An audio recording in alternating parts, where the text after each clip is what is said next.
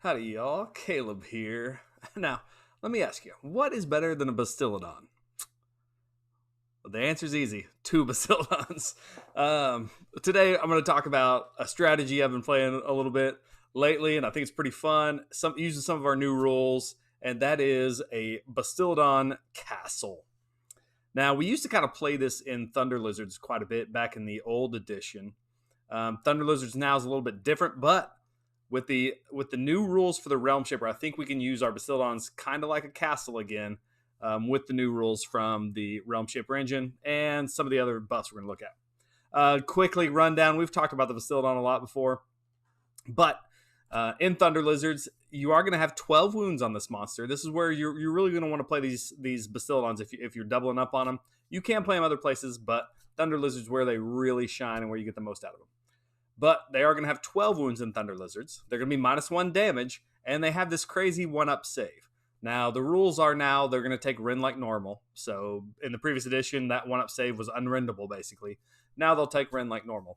But still, a 1-up save, 12 wound monster with -1 damage is still pretty good. These things are hard to kill, especially for some armies. If you can do a whole bunch of mortals, then you can get through them. But other than that, they end up being pretty tough. And there's enough healing in our lists, usually between the prayers and the Engine of the Gods and the Slan, that you can keep these guys topped up if you need to. They do have some interesting attacks. That the Solar Engine, which is what you're always going to run, has pretty awesome range. It's got 24-inch range. When you add that to your 5-inch move, you've got 29-inch threat range for these Bastiladons. Now, you can actually increase that with if you get run, shoot, and charge from the Skink Priest to where now you're talking up to 35 inches. But effectively, these guys have board-wide shooting. If you're putting them up right, it's very hard to hide from these Bastiladons. They do have 9 attacks. They're hitting on 4s, which isn't all that great. Wounding on 3s, -1 Rend, 2 damage. So you have quite a few attacks. And we have some ways that we can buff up those stats, but that's basically what you're looking at. The thing that really makes this kind of shine is the Primeval domain. This is the White Dwarf update that we got that gives our terrain features, either partially or wholly within our territory, some unique rules.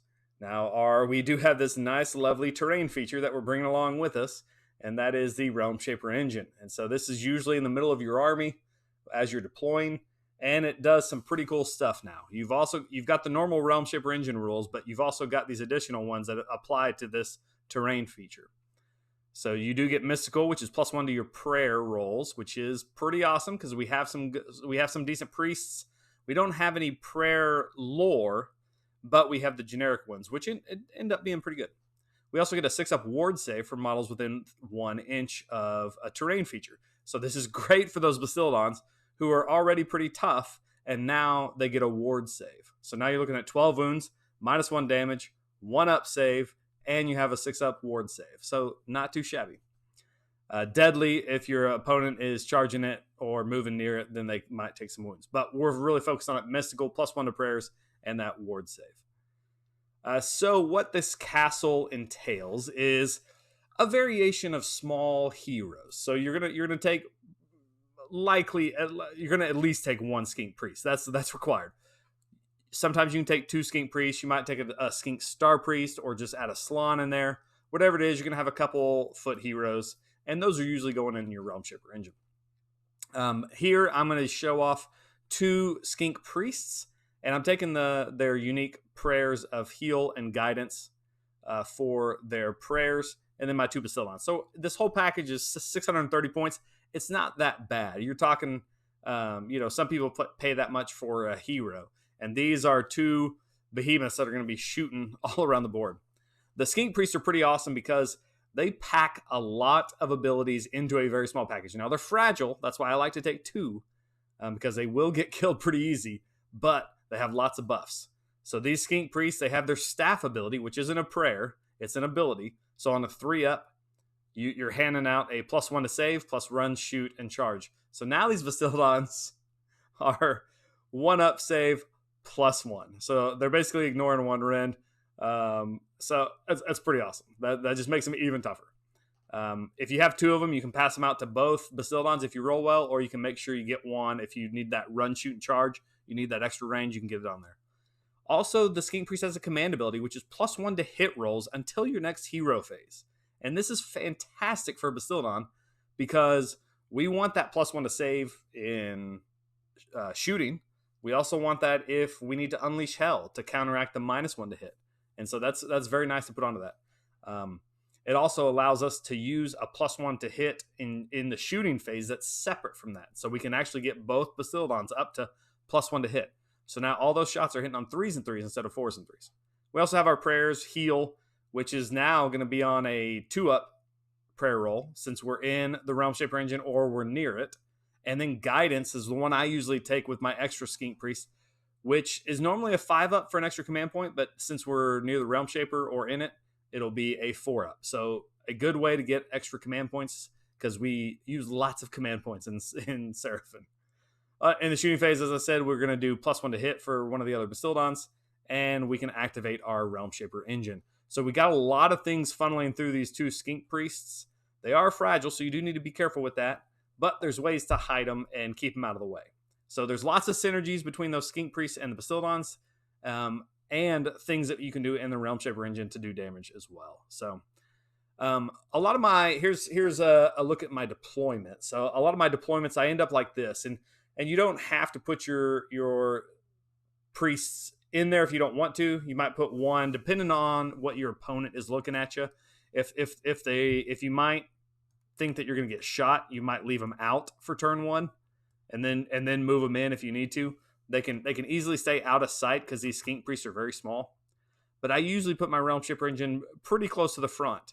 Depending on what army I'm facing, you want it close as possible so it can activate its Realmshaper engine ability better, but also it can provide buffs for your different units. You can put the Bastiladons on the line if you want to, if you need that extra little bit of range, or you can back them up. They have enough range; they can hit most things. And if you're low drops, you can line up back, let them come towards you a little bit, and then move forward. If you know you're going to be going first, line them up closer so you can hit those valuable targets. But either way, you're going to be able to see these two Bastiladons to buff them up if you deploy them out, or you can deploy them in if you need to. Make sure you are 3 inches away from the objective for the Realmshaper engine. And that way, that's required for placing it. But the way this is oriented, you're now getting a 6-up ward save on everything, and you're getting your pluses to your prayers here.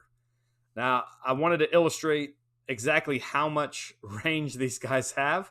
So kind of here's your standard game type, and I'm deploying them there pretty close to the line, so I can hit just about whatever I need.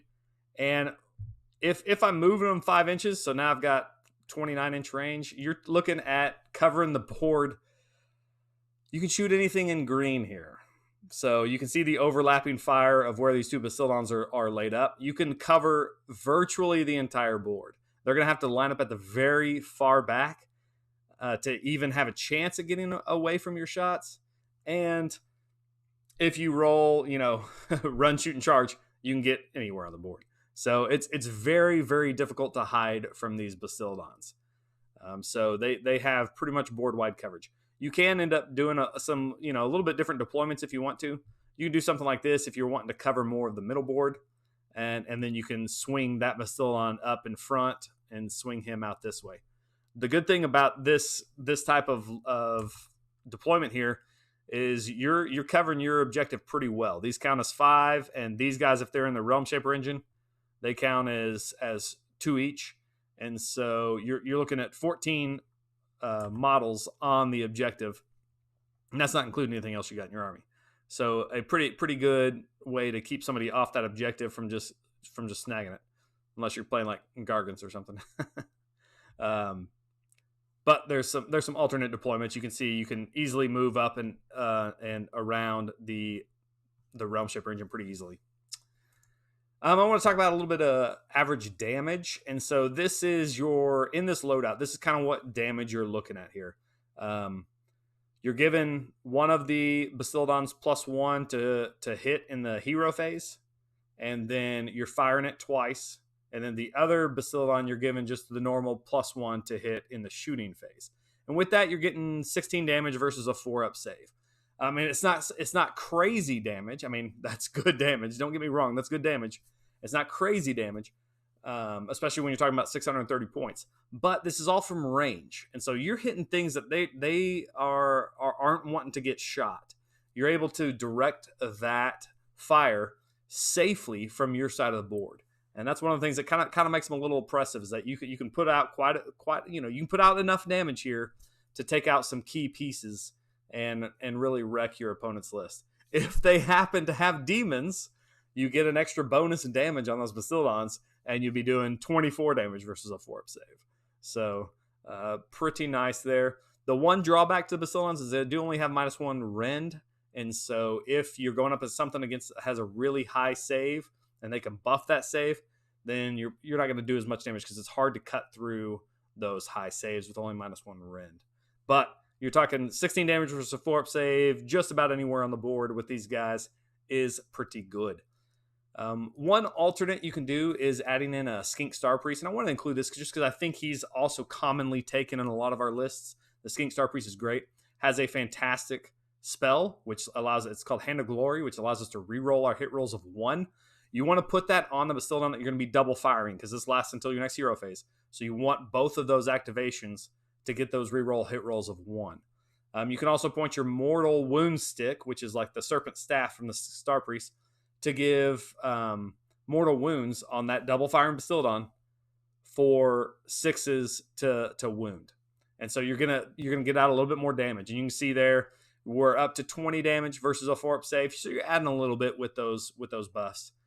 Versus demons, now you're getting up to almost 30 damage versus a 4-up save. So you're gonna be wrecking some things if you face off against demons. But that skink Starpriest does give a little bit of extra utility. There has an extra ability to get more command points. It's a wizard. It's a nice piece to add to the army. So I think you can easily sub out one priest for this and make it work. So there we go. That's my Bastiladon castle using the Realmshaper engine, 2 Bastiladons, and some skink priests or skink Starpriests. So this is one of my favorite combinations right now. I'm running a lot of Thunder Lizards, as you guys know. So let me know if you've run something similar. Any ways to improve this, let me know in the comments below. And I'll catch you guys next time. See ya. As soon as I can hit the stop button. See you guys.